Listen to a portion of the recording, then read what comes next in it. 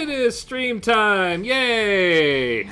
I didn't have too much trouble this time around getting things set up. In fact, I had more time to get things in place, which makes me a happy camper. Hi, I'm Flintworth. I am the host of this lovely show, Creature Workshop. I see you already have one guest in the audience. Hi, Augmented Toe. I've always meant to say this. Love the name. I mean, it's just begs to tell a story of where they came from. But that's besides the point, because today, on this edition of our little live stream, I wanted to go and look at one of the most phenomenal, one of the most fantastic of creatures, the Great Serpent of Ronka, from the award-winning Final Fantasy XIV, with its also award-winning expansion Heaven's Ward, which you can play up to free to level 60 right now with their free trial. Which is not a profit. I wish they did sponsor me. But this lovely, adorable little critter is such a mainstay, such an important feature of of the world of Final Fantasy that it was something that I cannot go and talk about just by myself. No. I had to go and find an expert on cute. Preferably someone who is an expert in all things cute, because she is herself adorable. I'm, of course, talking about my wonderful, brilliant fiance. That's me. There we go. LRChickadee. There you go. Hi. I'm an expert on cute because I'm cute. Yeah. Are you trying to flirt with me on YouTube? Yeah. Oh my goodness. Is it working? Yes. But anyway, I don't know if I'd call myself an expert, but I do like the Great Serpent a lot. In fact, I made the art that you were just showing. It's a larger piece that you've zoomed in on quite a bit, actually. Well, yeah. Here, I can get a better shot of it. It's just really, really zoomed in.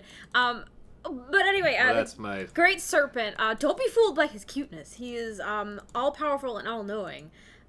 So he's. There you go. Wait, that's the. There you go. There you go. There's the one you wanted me to show. Thank you. Great. Okay, so that's this picture I did of the Great Serpent because he's quite inspiring. He's all powerful and all knowing, and praise he. Praise him. Scree is Scree? the holy Scree. The holy Scree. You might say instead of the holy sea, it's the holy Scree.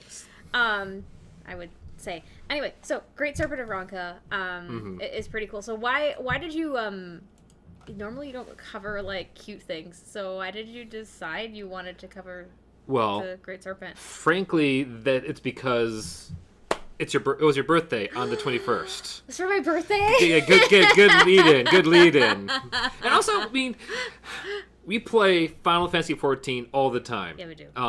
Outside it's a of problem. Yeah, it's an obsession. We can stop at any point. Sure, but do we want to? No. No, we don't. But it's something that that I wanted to do for a while because I mentioned in my bio sometime on Twitter that we play this game and I wanted to kind of diversify. Ooh. And with Workshop being so much on video game characters lately, I thought, you know what? And with your birthday just last week. Happy birthday, by the way. I wanted to, take the time to show something cute, bring you on the air, show off your art, and,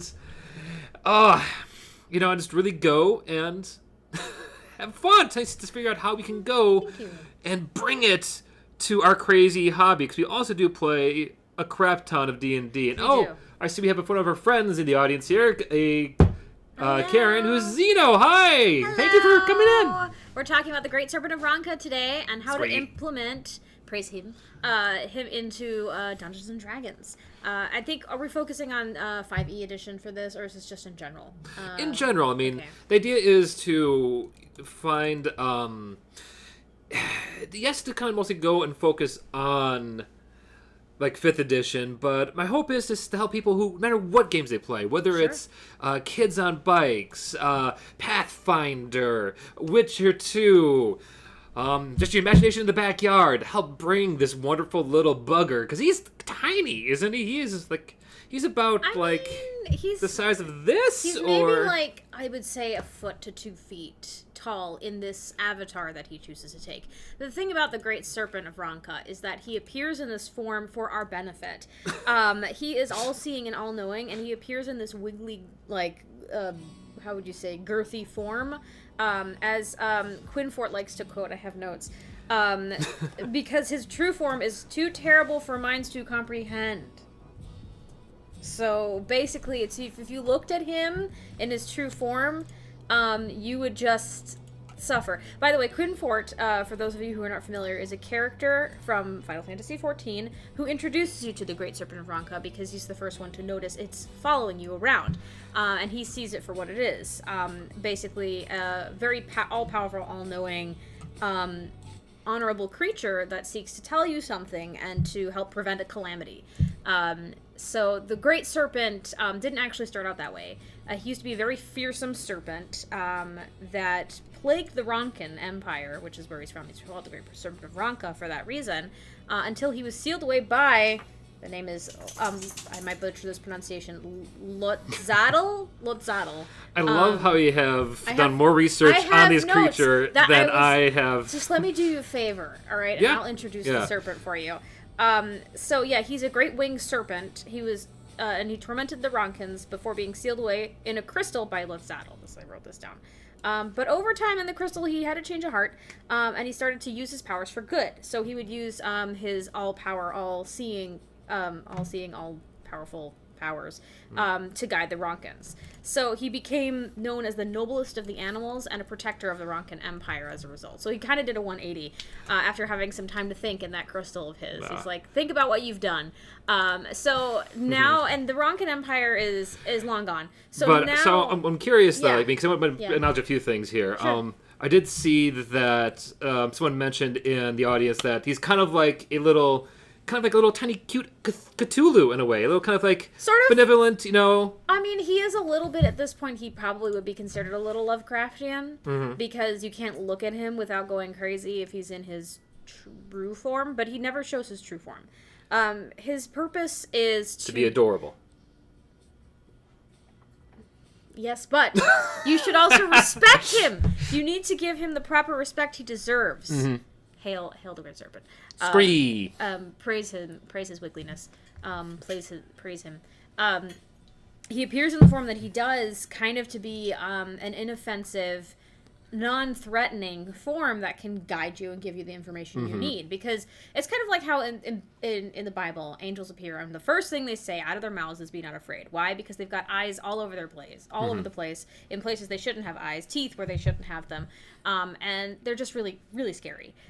So the first thing they say is "Be not afraid," to remind you, "Be not afraid." So the Great Serpent kind of circumvents this. He's like, you know what? I'm just going to appear in a form that nobody's going to be afraid of when I come to give my knowledge.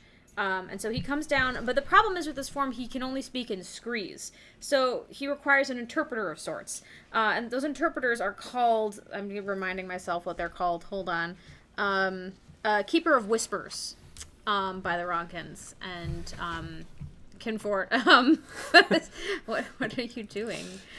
Be not afraid! I am the Great Tifa of Milwaukee, here to help you, guide you on this webinar. I don't deserve this. But it's kind of like that, though, right? But yeah, I mean, it's sort of like he's a very fearsome creature that because he wants to help people, he appears in a cute form to help you. But he can only talk in screes, so he requires keepers of whispers, to which he imparts his great visions, so that he can guide people towards, good choices and averting calamities. Yeah. It seems like he only appears in times of dire need at this point.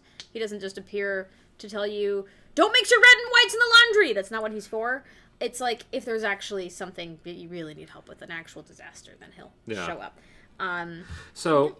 That's the nuts and bolts. I got a couple extra things in here, but... Yeah. Well, we still got plenty of time ahead of ourselves here. It's only the first 14 minutes Show's in. over. Let's bye! Okay, bye, thank you for watching so much. I'm Flintworth. This is LRChickadee. We'll be here maybe later. Bye! No, just kidding.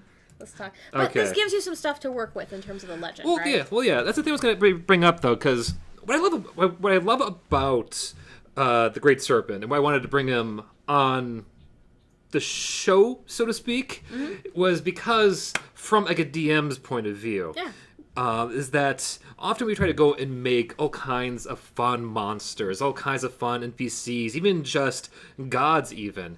Usually expect, horrendous nightmares to come at you. But I'm going to try to make sure I get the glare in there. Oh, I can see the beholder. I have beheld him. What was I gonna say? Yes. But with something like the like a serpent, a little cutie, which is like a quest giver, it's different. It's almost has that wonderful subversion of expectations I like to try to encourage in a lot of my videos. And what's something that I was hoping to kind of go today is to kind of decide, okay, if a DM or a player even, maybe they wanted to go and make it part of their backstory, how would they go about not just, maybe bringing in the Great Serpent, who is, yes. Praise him. I guess, Scree! But how would we kind of go make our own? How would we go make our own little, whether it be like a sidekick? Let's say you wanted to play a speaker to have the Great Serpent, your serpent follow you around. Or maybe you had NPC who do it, or straight up, how would you go and make your own original serpent of whatever? Well, I think some things to consider about the Great Serpent is that the form you see him in is just kind of like I said, an avatar. It's just it's not really him before you. It's an image he's projecting of himself. And they use he in all the pronouns. I have no idea if the Great Serpent's actually male. It doesn't really. It could be a she for your cases, or an it, or a they. But there can be more than one avatar at a time.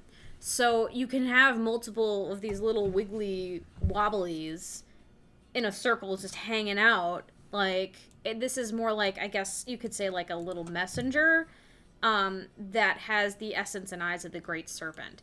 And this probably helps with the whole all-seeing thing, if he can, hide himself in unassuming places with these little, look like tiny, cute, jelly bean bees with hats, hats not included. Adorable. No, hats totally. Totally included. As many hats as possible, please. And scarves. I don't know. I think, there's only 3 current iterations that I know about. Please, more. Give us more Great Serpents and hats. I absolutely. Square Enix. More serpents and hats. More serpents and hats. Please. But the point is that that's not actually, his true form. And you can have more than one, so he can kind of split his essence in multiple places. Okay. So when you're creating this character, you can create him in a diminutive form of himself that kind of can transport messages, I guess. So a messenger type character. So you think messenger you see would be one, right? The second thing that's very important about the Great Serpent is that he requires a translator of visions, because he's appearing to you in this form, he can't speak in a language you can understand. It requires Keeper of Whispers to interpret the visions that he gives. Now, I don't know if this is something that you want to keep for your games, but it does make it interesting, because that means that other characters in your game might be more relevant if they're a keeper. The third thing that I think is important is that he comes and goes as he wishes. So he will give you a vision and then just disappear for a while, and then maybe he'll come back again. Yeah, so he's not like a minion that follows you all the time. He pops in, and Scree, there he is, and then he might not be there anymore. Scree, there he is. Scree, there he is, right? So that I think is you got to be careful about him, because he's not just a pet. I know he's not just a pet. He's cute, but you got to respect him. He's not just a pet. He is an avatar for an all-knowing, all-powerful creature that you can't just keep on your shoulder like a bird, like a parrot. Yeah, you know what I mean? I do know what you mean. Because one of the things, making sure that's clear here. Yeah. Well, the thing is, when it comes to making your own kind of tiny little avatar, or whatever, the serpent he represents, or the great thing he represents, right, is that, from my point of view, is that it's not about making them cute. It's about making them into something that's unsuspecting. Almost almost like it's the point, it's not just innocent, but almost too innocent. It's almost unbelievable, the amount of majesty behind it, which I think is part of the cute little guy's just face. And look at that. It's over here, look at that cuteness. The cuteness. You mentioned, though, that if you do something like this, to go and make sure that it's something that comes in, gives you a few kind of details, some kind of words of advice and just disappears. Mm-hmm. I mean, that reminds me a lot of like certain characters like warlocks, Asimars even, often have characters that are guides that have, some great other that helps guide them along. They can easily see, a DM using, or even a player, suggesting, hey, I want my guide character to be based on this little fun guinea pig. The great guinea pig of the hood. Well, hold on. Are you suggesting that a warlock takes the Great Serpent of Ronka as a patron, and the patron sends messages to said warlock through the Great Serpent avatars? Or something like that, yeah. Is that what you're suggesting? Yeah. Remember, we're not here to make... Can I take that and save it for later? Please, because that's you didn't even great. think about that. That's fantastic. I love it. Yeah, full disclosure. LR here. I actually meant to ask. Do you want the short form to be LRChickadee? Just call me Chickadee for now. Chickadee? Okay, I'm working on the name thing. All right. Whatever.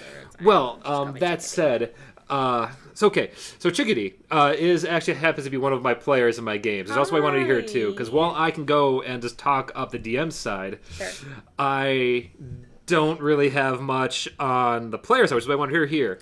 And we have a request. I demand artwork of that concept. Forever DM. Yes, I'm very much forever DM. DM. I'm so sorry for you.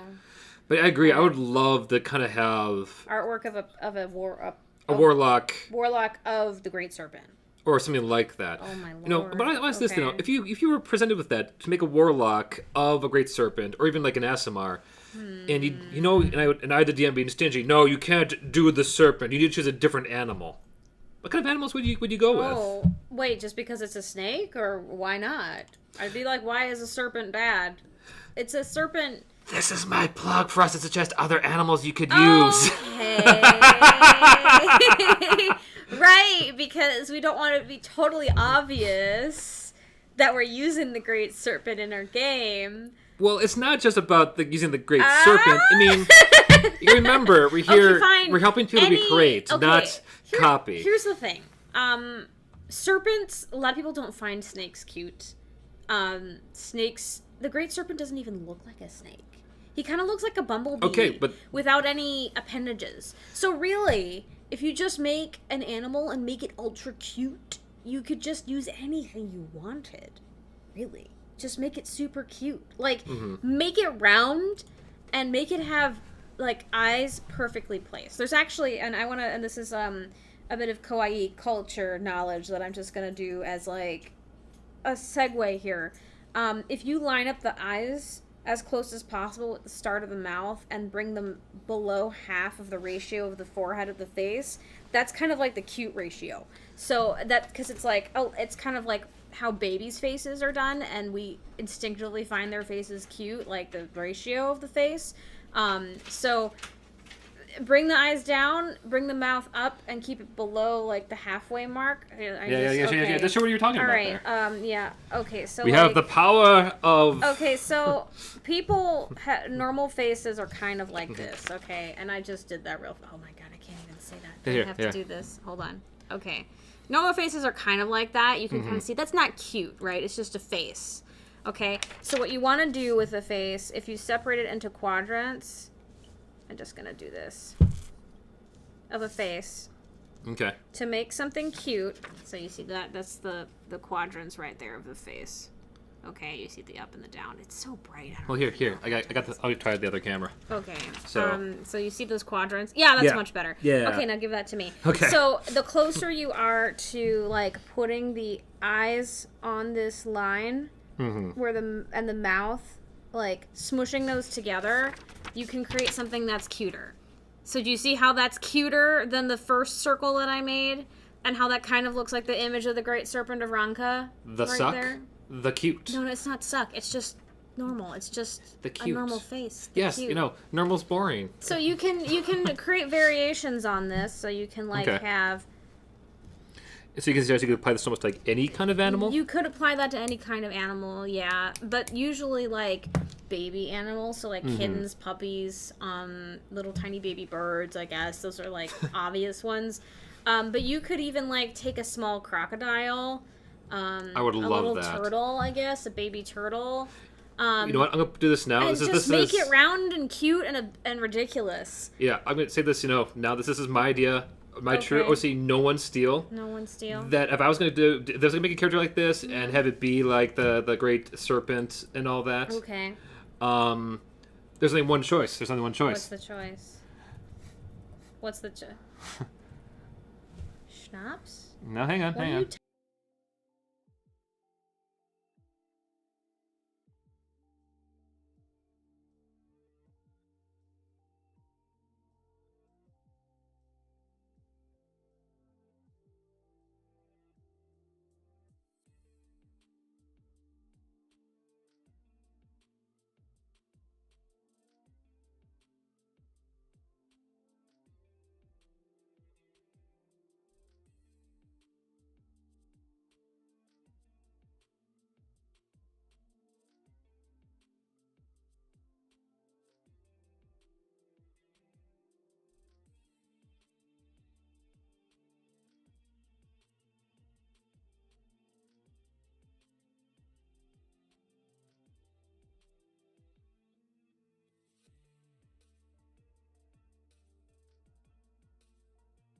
There we go. Are we back? Okay. Okay, ratio. Okay. You see the ratio that I'm talking about That's with the weird. eyes and the mouth?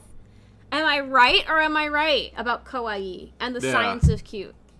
I'm right. Okay. All right. Yeah. Anyway. There we go. Right. So Thank you for the audio there. Yay! Thank you for letting us know that. I'm not sure. was Last thing about- you was just going you on. heard. Let's see. Last things we mentioned. Oh, we mentioned if I was gonna do this, I would have it be based on Schnappi, the crocodile Schnappi the from crocodile. from Germany. Yep. You mentioned how if you do make your own kind of like non-threatening but innocent-looking Tico was trying to eat it. avatar, you could totally go with the almost any animal, provided you just make it a little bit Just kawaii. make it cute. Yeah. Okay. A great thing to use is baby animals are always, well, usually less threatening than adult animals and have cuter proportions because they're babies. That's part of the nurturing instinct that kicks in. With us as humans, we have a nurturing instinct for things that look young. It's just how we are. Yeah. Degrees depending on the person. But anyway, cute is a great way to make something non-threatening. Just making it small also helps. So, like, it could just be, like, a normal human man, but he's, like, this big. Kind of like, you know how fairies Don't talk about fairies look... around me. Hey, no. I don't like the fae. Hear me out. Never. The Hear fae. me out, though, about the Fae. Okay, I'm hearing you out. All right, hearing here's you the out. Fae propaganda. The reason that they fly under the radar, quite literally, is because they're so tiny. So people look at them as cute, right? Because they're this big. Okay. All right, so the point is that it's not threatening because it's small. All right. So people will look at the Fae and be like, oh, cute little people with their little houses and their little mushrooms and their little gardens. It's so cute because it's tiny. And that's just an example I'm using right now for you about, like, cuteness and smallness for an avatar to make it, less threatening. And that's a fun segue I wanted to kind of bring up. Like, the original character, as we know it, this little livable face right here. I'm gonna go show a bit more, but there's your right there. Crazy. Praise him. Yes, praise him. Scree. Praise him. Scree. Is that the original inspiration they were kind of drawing a lot from here is a character that is usually non-threatening. It's a positive. They are a force for good. Correct. Now, what if that force was something evil? Oh, you know what? No, anime has done this a ton of times. Just Madoka Magica girls. Well, but hang on. Like, yes, they mean... Kyubey. Exhibit A. Kyubey. Pull up a picture of Kyubey right now. Okay. I demand. I'm telling you, like, that's a herald. That's a herald for evil. Well, and yes. he's so cute and non-threatening. I know.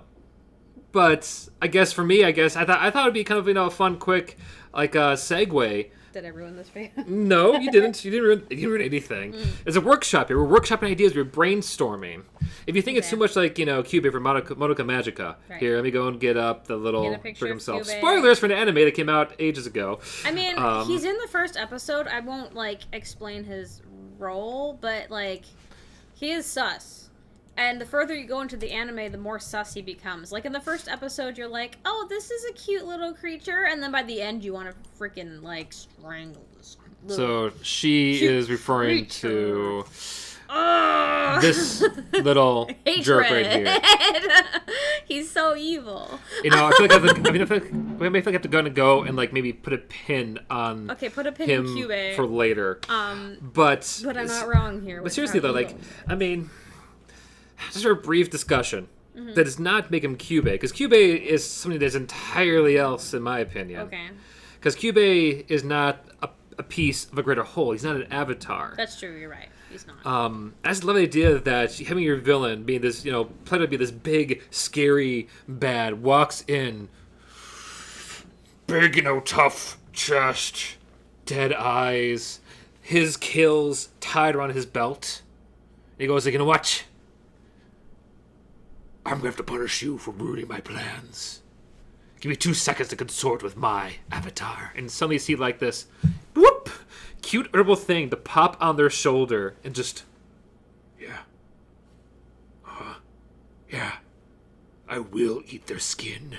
It's just something I think would be kind of fun to bring. So it's kind of like a small minion-like thing, but it's actually the boss, like using an avatar. Exactly. To talk to. That's why I thought, like, the potential there. Yeah. I can't say he'd be like a big bad evil guy, but to have like, let's say, a mini bad, you might like maybe a mob boss, to find out that he's been getting. And maybe it could be legit. They could maybe have you fight the big thing. Like this could be the avatar to some Rakshasa in hell.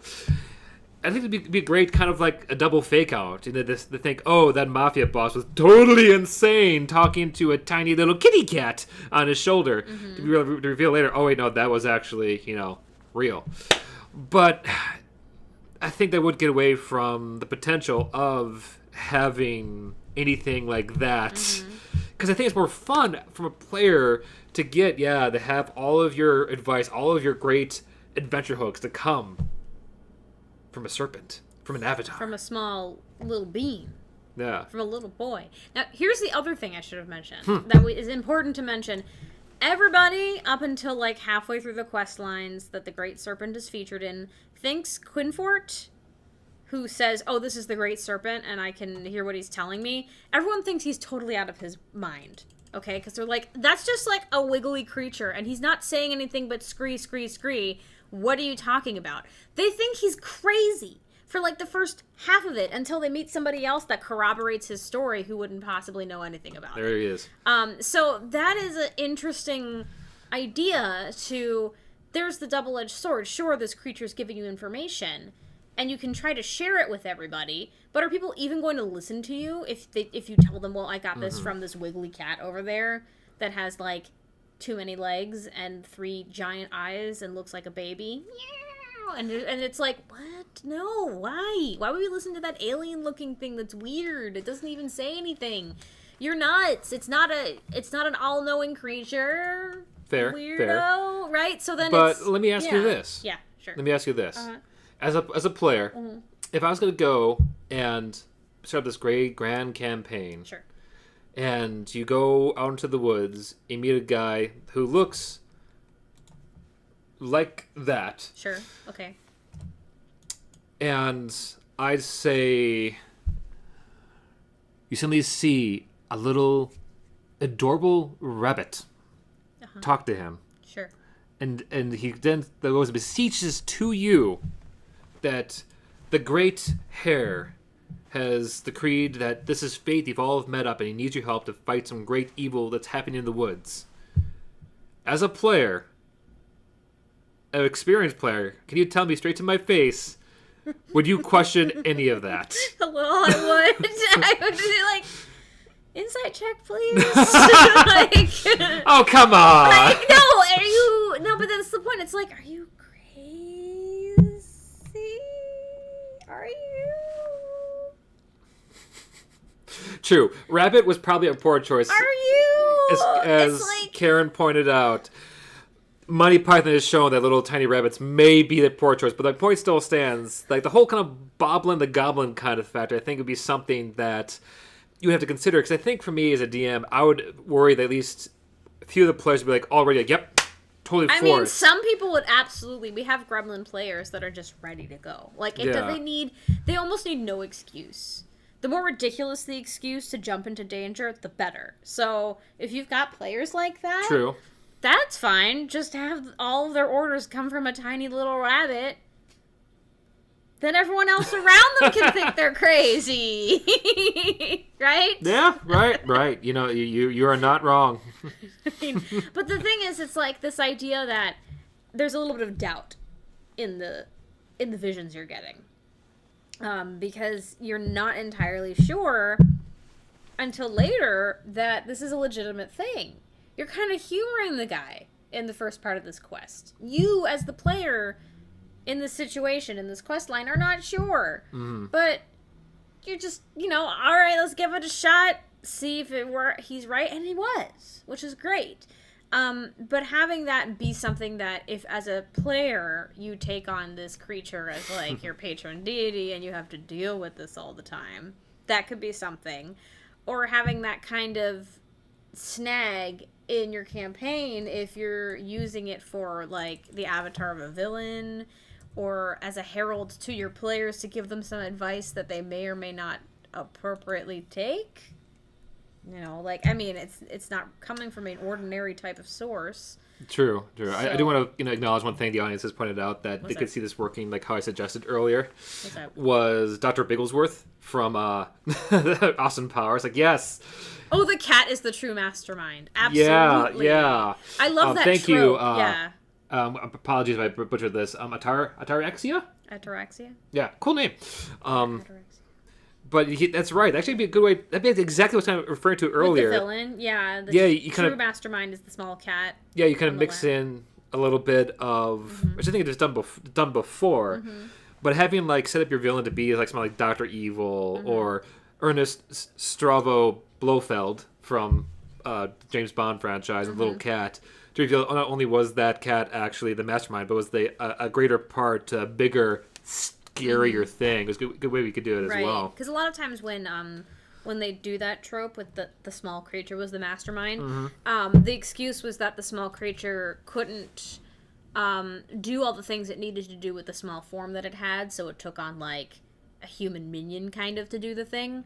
But in this case, it just did it for the lulz. Like, he could totally appear in his, like, horrible form at any time he wanted to, but he decided for strategy's sake, I'm just going to be real cute. And I'm going to mess things up while I'm real cute. Yeah. I'm going to be super cute while doing it. So that's, a different twist to it. It is. And that's why I wanted to bring up this little guy. Because there's so much potential with a character, with a creature. They can just slither in. And using so many various ways. That's what I love about so many parts of Final Fantasy. And frankly, if you don't mind, I would love to talk more about other characters in future workshops. Oh, sure, yeah. There's so many good stuff there. There's like 15 Final Fantasies. There's probably more. I'm probably wrong. There's at least 15. And they all of which we've only played 2, but who's keeping track? There's a ton of them. And they all have characters. And they all kind of also share characters and backstories with each other. It gets really confusing. But anyway, there's a ton of things.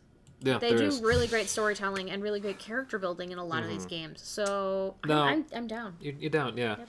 Well, tossing in a vote for Moogles and Namazu. I would love to do the Namazu. Oh, Namazu. Oh my god. I love them, and I love to, like, throw them off a cliff at the same time. I know. I don't know why you hate the Namazu. No, the Namazu are amazing. I hate them. They're just pathetic.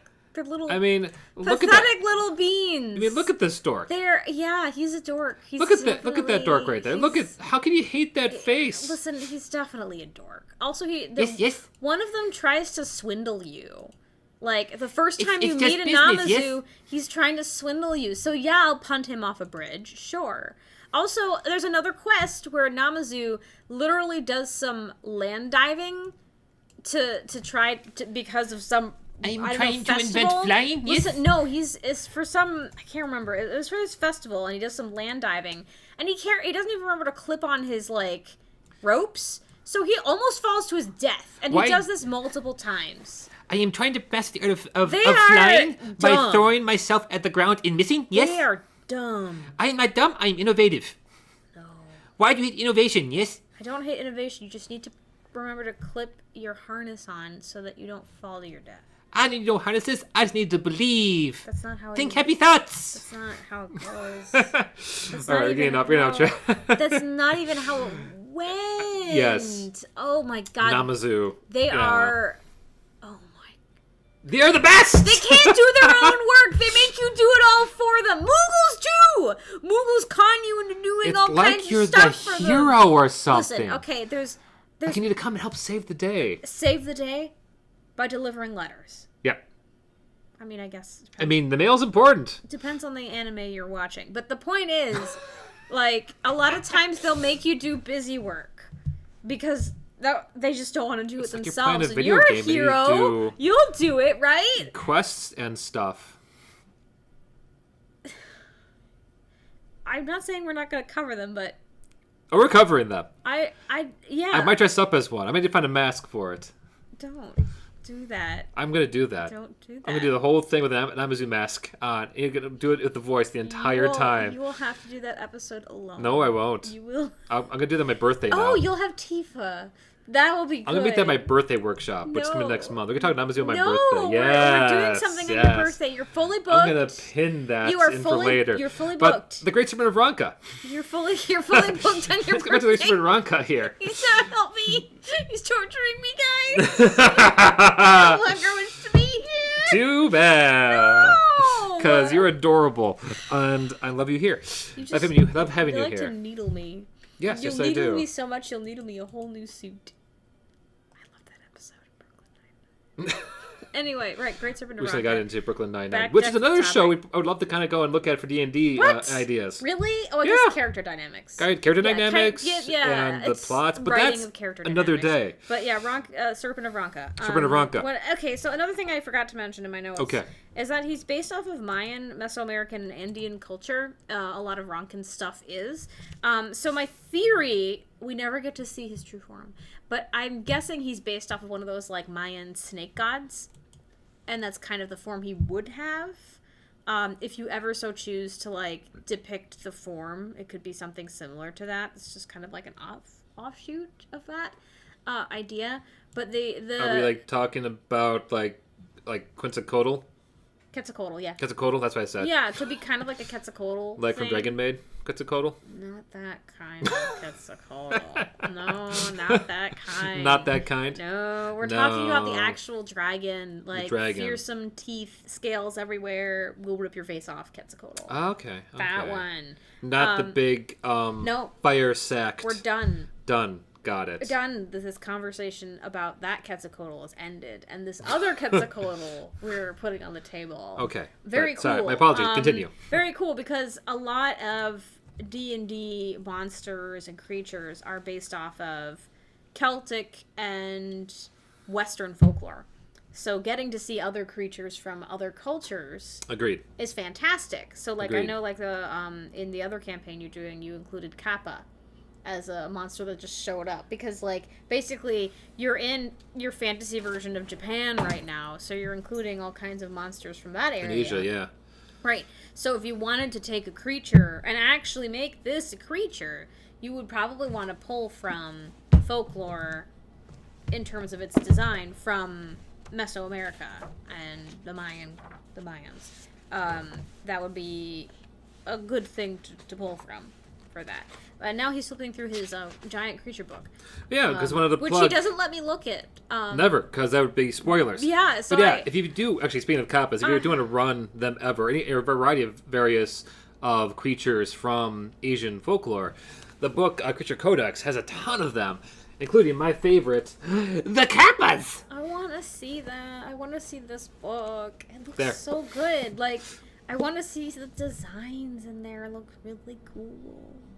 Maybe it's just I just want to look at the pictures. Yeah, there's pictures on every page. I just want to look at the pictures, I guess. I mean, you promise not to... I'm a visual artist. It's fine. You know what? It's your birthday. Don't worry about it right now. You can look at this later. Oh, later. Oh, we'll do that later. Did I just see a guy that was made of hands? Yes, you did. I did. I love that book. What is his, I have two of them. What's his name? I don't know, because I closed the page. I have to look later. Oh, a guy made of hands. Can we talk about that sometime? Maybe later. A guy made of hands. Yeah. Oh my lord. Okay.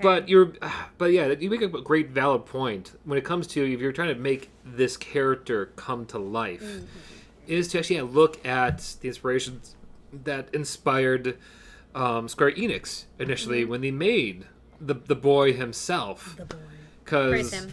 Praise him. Scree! Scree. Oh, come on. You can do a better scree. Scree! There you go. I'm going to get that on the camera actually this time. Why? Come on, do it. Do it. Scree! There you go. You're holding back. Yeah, because I don't want to blow out your mic. Here, I'll turn it down. Okay, No, there we go. just don't do it. Okay, there we go. Come on. You got this. Get this on a record here. There you go. That's a bit more. Okay. That's a bit better. Now the entire internet has heard me scree. Yeah. I'm so tired. Oh, you don't look so tired. I worked really hard today, and so did you. I did. Anyway, we cleaned the whole house. We did. It is spotless. I mean, It's almost too spotless. Here, I need to mess it up a little. Don't. There we go. No, she's gonna eat it. I'm leaving. I'm getting off. Okay, we'll go save your stuffed animal. This was a distraction, so I can go and talk a little bit about how you made to go and fight the Great Serpent. I'm already back. She's back already. Hi. How would you fight the Great Serpent? Well, yes, because it's D&D or any kind of tabletop RPG. But he's all powerful and all knowing. Why would you fight? Hang on. Fight that. I agreed. I mean, you're basically fighting a god, which You can't fight Cthulhu. Yes, you technically could.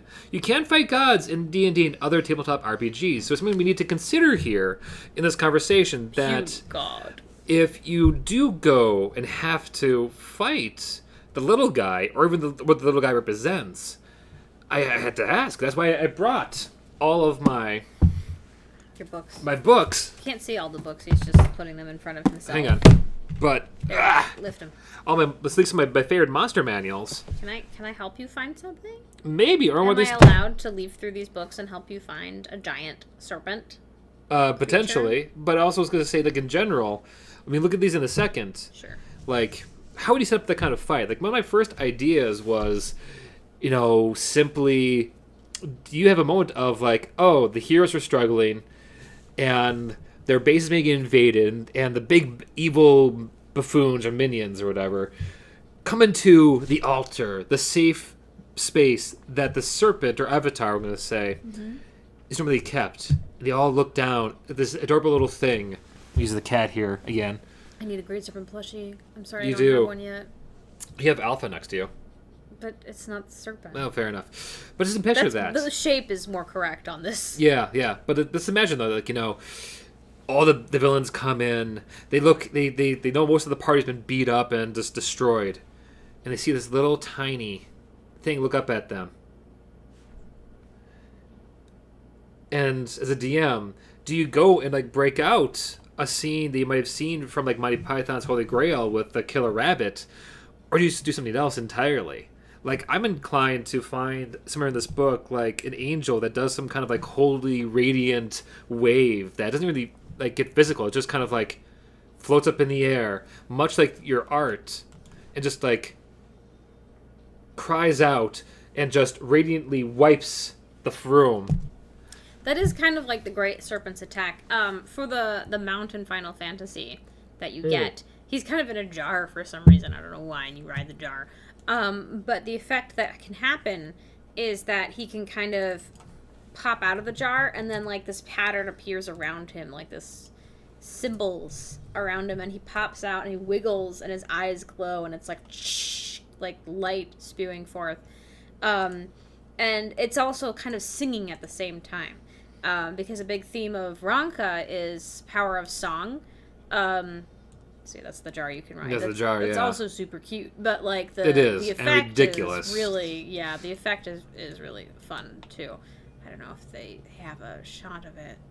Yeah, well, here's like a still. Kind of, yeah. I mean, that still doesn't quite do it justice. I had to find a lot of shots. I actually had to go take my own shots. I went into the game to take my own shots of this mount and what it does. Isn't that a little bit terrifying? Teeny bit? Because your character, your eyes also glow. Oh, just sort of like just possessed by the Great Serpent and singing out power. So that's kind of funny that you mentioned that. Did you do that on purpose? You did that on purpose. Well, yeah. I mean, I've been doing this channel for almost a year now. I hope I would be a bit better at doing segues. Oh, I'm your DM. You said that I did way more research than you, though, so I did not expect you to pull that one out on me. So Yeah, you I'm did happy research, did. but like, He just knows it. He just has instinct. Yeah, it's he instinct. Doesn't need it's research. like any DM. I have a lot of bullshit in my back pocket. I have the memory of a improvise. goldfish, and I'm not as good at improvisation, so I have to prepare with flashcards. That's okay. I'm so sorry. It's okay. I forgive you. Thank you. But yeah, like, but going back to my prior question, or at least thought. And audience, please speak up if you do play tabletop RPGs yourselves. What you would consider to be something to kind of, what's the word I'm looking for here? Something that you need to go and run with. Like, I'm inclined to be, if you're DMing, to not worry about stat sheets. Just use the fact that you have an avatar of a god and play god. But I can't help but figure that at some point it might, because it's going to happen. You need to plan for every inevitability in D&D or any kind of tabletop RPG, that everything and anything is probably going to get into a fight sooner or later. How would you fight this bean? Don't fight the bean. Because... Be friends with the bean. Yeah, be friends with him. Right. Praise him.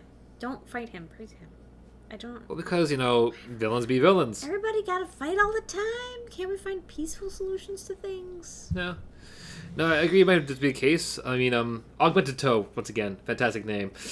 Did mention just, you could just improvise. I feel like that's, like, the best way to really go about it and not, like...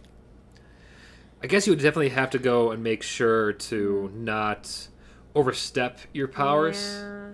The thing I think about the serpent, we never see anybody physically... Well, actually, that's not true. People do pick him up at some point and hold him.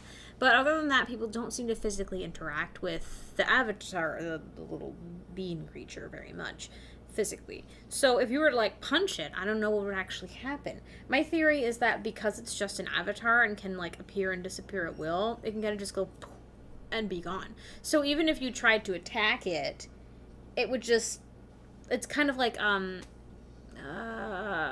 hate to pull from anime again. I swear I'm not as into anime as I actually am. Never mind. Yes, because Okay, on this show, all right, we totally don't go Here's and, a like... popular one everyone should know. Naruto. They create, like, clones of themselves, and if you attack the clone in a way that would kill it, it just disappears. So that's kind of a way you might treat the avatars if, like, someone was going to be like, well, screw this stupid kitty cat, and punch it, and it's gone. Or however it fizzles out or something, melts, I don't know, whatever you want to do in your game. Because the point is that these things are non-threatening. They're not meant for combat. They're kind of like messengers or envoys or just like heralds of some kind. So they're not designed for combat necessarily. Maybe they can have an attack of some kind in a pinch, but they're not, like, designed for that. So they probably will fall down pretty easy if you were to run them. Like, the avatar itself would have, like, probably low HP, low stats for, like, defense. Not very good. The Great Serpent itself would probably have, like, let's take a Tarrasque stat sheet, okay? If you really want to mess with that guy and you're just so irreverent that you would do this... Okay, let's get the Tarrasque out. Do you regret your choices? that would be, if I was the DM, that would be my thought. I would love to see you DM at some point, but full stop. I do see a few things in here we have mentioned in. Don't squish my cat. Okay, there you go. I'm Squishing my cat. I'm sorry. Squishing him. But I'm gonna get this. We'll take this right in the first try. Ataraxia writes in, I know in a super... Hold on, I'm trying to Okay, I'm going to read it to you. Get back to your I'm side. trying to look at the name. I can't see it from my... No, you can't. Because we have a low budget and I can see the screen, so ha. Hi. I'm actually over here. Yeah, no. Surprise. The power of technology! Technology! You could be in another room. I just be like, oh, look, portal. Woo! Anyway, Ataraxia writes in, I know in a super old edition, they released a book with stats for gods, and then everyone killed them. Newer editions, 3 and up, I think, don't give them stats, but then hand waves at Critical Role Season 1 finale, so fun. They're referring to how in the end of Critical Role Season 1, pardon me, choking on my own saliva, because of course I am. That's how I die one of these days. Continue. So I'm going to die by my own body being weird. Continue on the God thing. The God thing is that the name of God. The God of death. If it has numbers, you can beat those numbers. If you do not give them numbers, basically, you can't necessarily beat those numbers. Right? Basically, and it's up to the DM to just decide this thing is omnipotent, omnipotent. Yeah. You can just decide that. It doesn't matter if you get a nat 20 on everything. You're still not beating it. Yeah, as someone who has run gods before, I try to treat them as almost like you would see Greek narrators or the gods in kind of Greek drama, in that they can do ex machina kind of things, which is where that phrase came from. But I try to make sure that it's always my players who ultimately kind of lead the plot, either one direction or the other. If anything, the gods, I have them when they do drop in, are there to enact or help empower some of my players want to hap in. And for whatever reason, maybe because of storytelling purposes, or maybe because of just I put in a weird scripted event that the baddie will come and go and kill them right here and now. Well, look, the god's gonna come step in and help save the day. Sorry, I was trying to look at the clock. I was listening. Yes, you were. You couldn't see this on camera, but while I was trying to give my thoughts, LRChickadee here is basically just trying to look around. I was trying to look at the clock. Please continue. It's 7:02 our time right now. Okay, all right. Okay. I'm sorry. Continue. I did. This is my first time being live in a long time. Please forgive. Yeah, it's okay. This is you mean you pay most of the rent, all of the rent. That's not why I'm on the episode. No, you're not. Okay. It's your birthday. Also because you're, hilarious and quite a bit. No, please continue about the gods. Don't talk about me. Talk about the gods. Okay. Talk about the gods. I will talk about the gods. Thank you. Okay, is that they are something that you need to, use. They're powerful, but you also need to respect them, is basically what I was trying to get at. And to never really go and take too much chutzpah away. Is that the word? You might even say praise them. Scream! Right, the gods have to be revered in some way. There's got to be some sort of power that makes them out of your league. Otherwise, your characters are becoming gods. And I mean, in some campaigns that happens. If you reach level 20, you're basically almost a god. You're at god level if you're a level 20 character. So a lot of campaigns don't get there for whatever reason. Your gods have to be kind of out of your league in one way or another. And one of the things that you mentioned in one of your other episodes about instead of using actual kill, but you have tolerance level.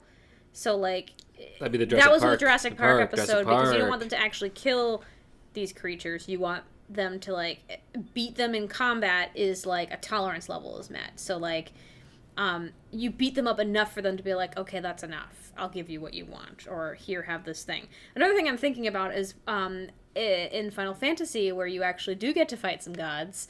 I'm going to not say much else for spoilers, but how some of these fights will go for actual gods is that they will test your strength. And once you prove your strength, they'll be on to the next challenge. So you didn't actually kill them. And who knows how much power they were actually using. They didn't make it clear.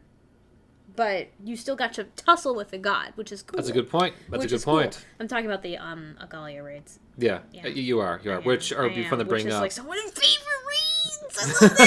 I love them so much. They're so good because you do get to tussle with the god. Yeah. And then the god reacts to you.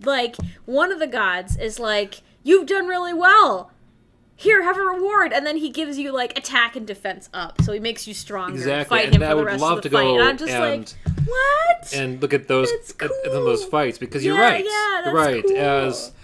Because I didn't mention this enough on my show, or whether it's workshop or creature creator, that I do enjoy looking at other games to get inspiration for how I go and run my own games. I mean, that's just, it's kind of like, trying to get better at cooking and watching cooking shows. You kind of try to go and learn from the masters. Don't put chocolate in the microwave. That's what I learned. Also, grease your pans. She's a fan of Nailed It Nailed on Netflix. It. So you learn what not to do. Please continue. But you're right, though. That's kind of why I also brought up the fact that if you're going to go and try to fight the Great Serpent of Ronka, Praise him. Scree! That it could be a case that, it could be like the serpent is testing your might or abilities. I mean, I could see that could be a straight up, one-on-one combat or even an obstacle course kind of thing. It doesn't have to be always a fight. That reminds me of something else What's that that? happens in an earlier expansion of Final Fantasy. You remember when we go to the steps, like the trial of the Dam? Yeah. That trial. Yeah. One of the boss fights is basically them being like, complete my obstacle course challenge. There's 3 parts to it. You don't do a single attack the entire time. You're just like weaving and dodging and stuff. And then if you win, you are worthy. Please continue on your course. So you don't even have to use physical abilities. It could be like riddles. It could be a deduction puzzle. It could be a maze. It could be how fast can you solve this puzzle box. It could be a bunch of things. So Well, be careful with the puzzle boxes, because the next episode of Creature Creator is going to be Hellraiser. Is there going to be a puzzle box? I mean... Are we going to plug this episode? The next episode, Hellraiser, are we plugging it? I mean, you were there watching the movies with me the other day. I think you'd be allowed. There's a lot of shots you can't use. No, there's a lot of bloody shots I can't use. But there's that some YouTube. good ones you can. There are some good ones. Anyway. I took like 13 pages of notes that day. Yeah, but you got to keep it safe for YouTube, so you can't use a lot of that because I'm not paid at all yet to warrant, We don't want you to get you demonetized. Yeah, before I even get, monetized. Well, I mean, even if you're not monetized, they can still take your video down if it's, like, obscene. Well, yeah, but besides the point. So. I'm looking forward to doing Hellraiser. I've had a lot of great ideas. I can't wait to show that out. I'm sorry, I keep distracting. It's okay. It's a workshop. It's live. That's kind of half the fun here. Yeah. It's a good plug. But overall, when it comes to the Great Serpent, it's the kind of character I love, that from a DM's point of view, that there really isn't like an end point with this kind of creature. So if you're going to add some kind of NPC, whether it be a guide for the player or just maybe some other character uses, is something that you can use as little or as much as you want to help feed into your storyline, to go and build up your lore as much as you want. And that's such a brilliant thing, which is why I wanted to go and have my inaugural episode or exposure of Final Fantasy be, to me, one of the coolest and uniquest most unique what's I was going to go with creatures Gods? Narrative tools. Narrative devices. Narrative devices. Yes. That's the word. It is a good narrative device. It is, which is excellent. why it's worth discussing and looking at all the various ways you can use them. It's better than Wizard in a tavern being like, I have a quest for you, that we've seen 100 times. Exactly. It's different. It's fresh. And whether it be a little lizard, or whether it be a cat, or my dog, which... She's somewhere. I'm not sure where our dog went. Hopefully not eating your headset again.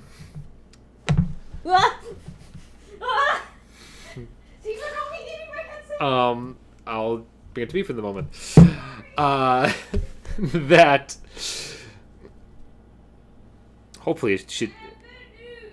Good news. Is it fine? She did not eat my headset. Good. You should stop leaving that out on the floor. Sorry, the plug is really small.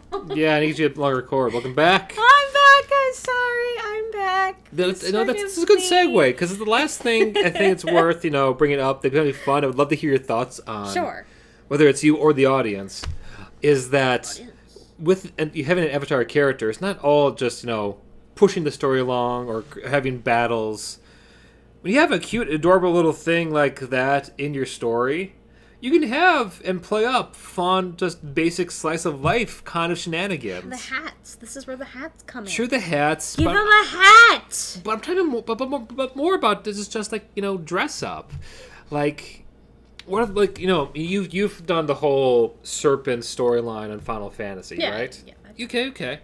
So tell me, from your point of view, what are some of your favorite kind of side things you've seen the avatars do that you could kind of see be played up or shown in a basic D&D game or tabletop RPG? Like for me, like hide and go seek, I've seen it be a few things I've enjoyed. I've seen the thing about the serpent, and I mentioned earlier that you can have more than one present at a time. You don't find that out until you do subsequent quests after you finish the entire storyline and you're helping these other people with a dig of like the ruins. And they find another one inside the ruins, just appears and comes out, and he's like wearing a helmet, and he's like, "Hi, it's me," and it's like, wait a minute, but you're right there. And so then there's the two of them, and you're like, oh, there's two of them. So you could just kind of have them appear in random places. You can have more than one appear. You can have them kind of doing whatever it is that the players are doing, but in a really cute way. So for instance, when they're doing the dig, the Great Serpent is wearing a little miner's helmet with a little lamp on it. Okay, like he's helping dig with no arms, right? So, like, that's part of, like, the participation of doing the thing with you and kind of being present with you sometimes in some certain places. Yeah. Does that kind of answer your question? Yeah. Okay. Sort of. I wasn't sure if I was quite meeting the mark. And D&D... Well, it's only mark. I just wanted to hear, like I said, I wanted to hear your thoughts, like in not D&D, your answer. If, say, you stop for a short rest, you could have, like, the creature roasting some marshmallows at the fire that he creates. That'd be you cute. You can have him just, like, make food. Participating, like, on the side or with people in a not in a way to hog the spotlight, but sort of, like, living amongst your characters. But not constantly there either, but just sort of, like, at certain moments will appear to, like, add a little levity, add a little bit of interest to a scene. Because like I said about this particular creature, part of the reason that he's interesting is he comes and goes when he pleases. Yeah. And that adds to the kind of mystery of the Great Serpent. He's not constantly there. So every time that they appear, it's kind of it's interesting. Because they're not always there. It's like, oh, you're here. Well, why are you here? So it could be, I'm here to deliver a message, or I'm here to roast marshmallows at the fire, and you're not sure which necessarily all the time that he's here for. Yeah, that's true. So that's another interesting thing, too, is he could just be here to hang out, or he could be delivering you a great message about the end of the world. Sorry. I just stood really for a long time. I was expecting you to say something. Why didn't you say anything? Because that was great, like, the silence, man. That's a great, beat right there. Sure. All right. Does that answer your question? It does. It was a good thought. Like, Good. there's something to be said So glad. of having the dual appearance of, like, this creature, this character, this avatar having, like, this grand lore drop versus, hi, I'm making snacks.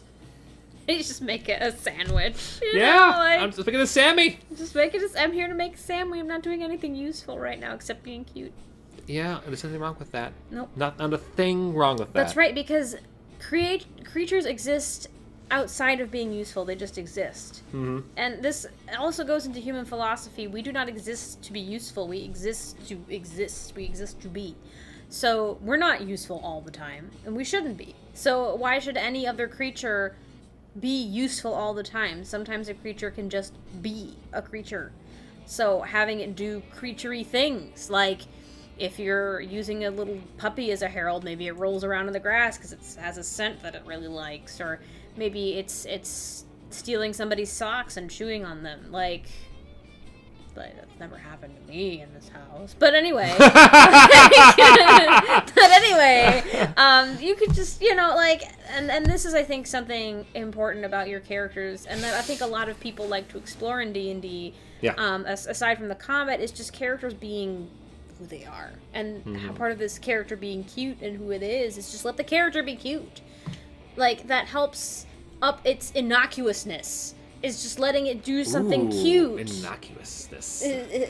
That's a fancy word. I don't know if it's innocuity or innocuousness. I mean, that's above my pay grade. I have to look it up. Or education. Anyway, I'll have to, If anybody in the comments section knows, then correct me. It's either innocuity or innocuousness. But it helps up the non-threatening aspect if you're just having it do something cute at random times, and then all of a sudden it's like, it stops, and its eyes start glowing, and it says something in tongues, and then, like, whoever can translate, it's like, we need to go that way now. So it's just, but it's not, again, keep the players on their toes. Every time it shows up, it's not to give a message, necessarily. So that will make it interesting, right? Yeah. But you still want to treat it with respect because it could give you a message. You don't just, like, punt it into the river because it could tell you something important after it makes its sandwich. Yeah. So that's a good final thought. Is that, are we done? Is I don't it know. over? Maybe it can be. I don't know. I thought you said final thought, and I was like, oh, wait, are we already done? Well, I mean, we're getting kind of close to there. Yeah. Because I want to spend at least a little bit of time to shamelessly? That's the word. You have no shame, so it's shameless. No, because I'm a theater kid, so shame went out the window ages ago. But I do want to thank you for coming on today. Of course. I also want to go and point out that you do have a good, hearty selection of art out there. Oh my goodness. Are you plugging my art? Oh, yes, I'm plugging your art. I mean, half the reason why I want you on here today is to plug the fact that you do have an amazing portfolio of different stuff out there. You do have a lot of different things too. You've been growing your Final Fantasy art as of late. On it. Yeah, I mean, after my last semester, I'm kind of taking. Hey, there's the Ronkin piece. After my last semester, I'm kind of taking something of a break. But I am drawing a little bit here and there, so it's a little slow coming. But you can find a lot of my stuff on my website. It's LRChickadeeart.com. And you can find me on Twitter also at LRChickadee. That's my Twitter handle. Currently, those are my handles. So, yeah. Thanks for plugging my stuff. I do commissions. I guess I should probably mention that, too. And, yeah, I mean, a lot of the stuff is going to be weeby, but I don't do just anime. Oh, yeah, I do have a Redbubble. You're right. If you like the... I can't remember. I think my handle on Redbubble is also LRChickadee. But you can buy a print of the Ronkin piece that I did of the Great Serpent. Praise him! I swear, if I get the chance to get any kind of money in the future, I'm going to be getting the Great Serpent shower curtain that I saw on there. I think it's on my Twitter. My Redbubble's on my Twitter. See your Twitter? Yeah, okay. If you want to try there, because you seem to be having trouble searching it in Google. This is something I also have to improve my analytics. Your search... My search what is it called? SEO. SEO? Yep. I have so much to learn. I know nothing about those. I just draw, and I paint, and I do things that I like to do. That's, yeah, I'm still working on it. My Redbubble should be somewhere, I think. There's your coffee. My Ko-fi? Yeah, I have a Ko-fi as well. Yeah, I'm trying to do all this stuff. Why do I not have it on there? I'm sorry. You don't. Well, I know it is on Redbubble. It's on Redbubble. Anyway, yeah. We'll find it by the end of this. Should I just keep talking? Try LRChickadee. I'm just gonna do this. We'll go to the site itself. And just type in the Great Serpent or something. Yeah. Going to Redbubble and typing in the Great Serpent. I mean, problem means Serpent. Serpent. I can't. Serpent. You know this. I have a hard time. Oh my god, somebody put a Great Serpent in a little maid outfit. That's delightful. There it is. I love it. Okay, finally. Okay, I should have had this up prior to all of this. You were not ready. Well, no, I mean, it's kind of like on the fly typically. But there you go. If you like the art, you get it there. You don't have to. It's more than just stickers, but yeah, if you like it, you can get it on something. Also, I have one of my Emmett Selk pieces up too, if you like Emmett Selk. You get a poster? Yeah, you can get a poster. Sorry, I can do don't go to Redbubble. Redbubble often. Redbubble You get a does pet blanket? Yeah, you can. Redbubble allows you to do all kinds of stuff. I have a few. You get the design on 67 plus products? Are you plugging Redbubble now, or No, I'm trying to plug you. Oh, me. Okay, yeah. Well, you could T-shirt. Because I like to see you do well. I personally really like the Comforter? The notebook. Okay, sweetie, I'm going to tell you this now. No, we're not getting a comforter. I want this. We I do want not to go to need bed it. We don't need with a comforter. that comforter just looking back at me, just like. Please, for the love of the Great Serpent, don't do it. We're Okay, not getting I'm the still, shower curtain. There's your curtain. I want the shower curtain so We're bad. not getting the shower curtain. I want to walk into Why? our bathroom and see this thing just scream. You know what? Welcome me to go and have a great movement. You know what? I'm gonna take down the shower curtain option just Please so you don't. can't buy a shower curtain of this. Why? Why would you do this? Because I think it's a fun idea. I mean, I hope the resolution's okay on the shower curtain. I don't know if it's guess we'll find out. rainy. No, but we're not but finding out. she's gonna be putting out more stuff up there. Yeah, that's true. And so yeah, give it a look. If you don't worries. I just wanted to take time to go and plug my artist, girlfriend, fiance, Thank you. I appreciate that. wife to be, best friend. Aw, thank you. That's most important of all. She Best is truly friend. my best friend. Best friends. Friends. But I also think you should be sure to with this. I won't open it. This is the Tome of Beasts. That Clint uses this one, and he uses. I use a lot of stuff, honestly. Okay, but like this helps, right? I know in your videos you always like show them the book that you're using. True. I mean, I haven't shown the Tome of Beasts or Creature Yeah, Codex these are yet. really nice. He let me look at this once. They have really pretty pictures. And also, like, some of them have cool stats that are slightly different from what you might find in other books, even if it's like, for instance, in here there are dragons, but it's like sea dragon, which is, hold on, I'm aiming this way. Sea dragon, which is like not how they categorize things in D&D. No? They have like metallic and color. Metallic and they color, don't yeah. have, this is different. Or you can have like one of my favorites, Right, yeah, the War Machine Golem with. Look at the size of that thing. There's like a tiny little catapult on its head. I mean, what's not to love there? And then they also have. I don't call Cthulhu yet. I want to go. Augmented Toe wrote that in. Oh, it's on my list to buy. They have some like this is the they have in this they have Egyptian monsters. They have Japanese monsters. They have a wide variety. Well, more of the Asian ones are in the. Okay, but this is Creature Codex. this is the I think this is the Isonade, which is a Japanese name. Oh. That's why I said that. Oh, fair enough. So fair enough. yeah, they've got That's what I know. monsters from different cultures in here too. So I think I would recommend if I was a D&D DM, these books seem great. I did get to look in them for minions at one point. You allowed me to do that This is true. just for minion creatures. And there was like 6, 7, or 8 of them that qualified that were quite interesting just as minion creatures. So if you want like a pet but don't want your standard like raven or whatever, which is ravens are great, so I'm not knocking ravens at all. I love them. But like if you wanted like a weird prismatic dragon, I think was one of the choices. They have like a stat sheet for that. So I recommend these books. Okay. As a casual, I guess you could say. As a never DM. As a never DM. But you use them all the time. I so do. He can recommend them as a DM. But speaking of character or monster stats. Right. Yeah. I mentioned earlier, what I would personally use if Sure. I was going to run an avatar. And frankly, I would probably just use in the back of the monster manual from the classic 5e, there is a variety of like just basic creature stats for a variety like this, little tiny critters or animals.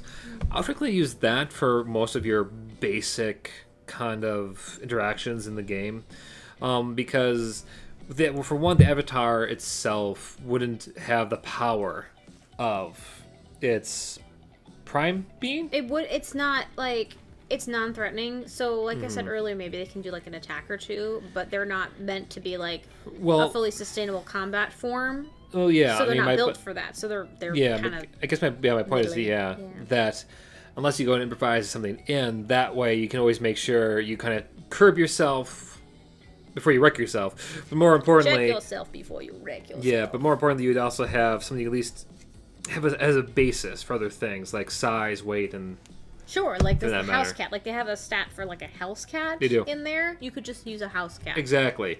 Because that's But- that's about how big he is. Yeah, but my point was, Mm-hmm. you know, for like basic kind of things, yeah, use the stats in there because Mm-hmm. frankly, that's how it would try to act normally.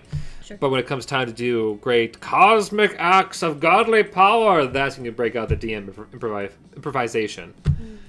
I see Toa asks, do you listen to any D&D podcasts? I used to listen to Critical Role quite a bit. I do watch a lot of YouTube channels outside my own, like Dingle Doodles, Joe Cat, obviously. There's another one. His name is occasionally Puffin Forest. Was one of my favorites. Forrest. Who's the other Lo- guy? Animated Spellbook. The animated spellbook is one of my personal favorites. Yeah. As a animator, young animator, I love his work too. Shut Up and Sit Down is Shut one Up of, and Sit they're not strictly, you know, D&D, but they do board games. I take a lot of like inspiration from my own choices and just I look for my games from them. At one point I was trying my best to kind of emulate a few of those when I first started a year ago, before I started the Creature Creator thing.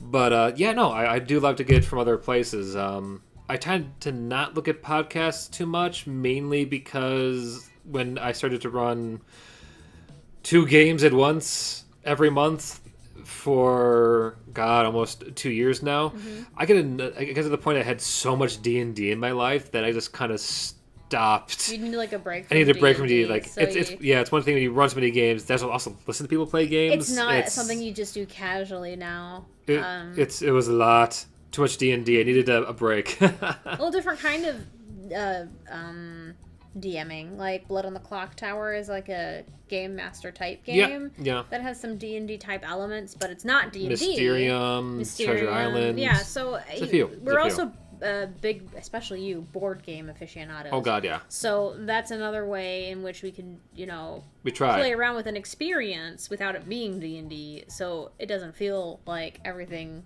Yeah. is D&D. No, this is true. I live and breathe D&D. I'm drowning in D&D. Help me. I Yeah, open but my eyes and I just see that's a story for I another just see day. D20s.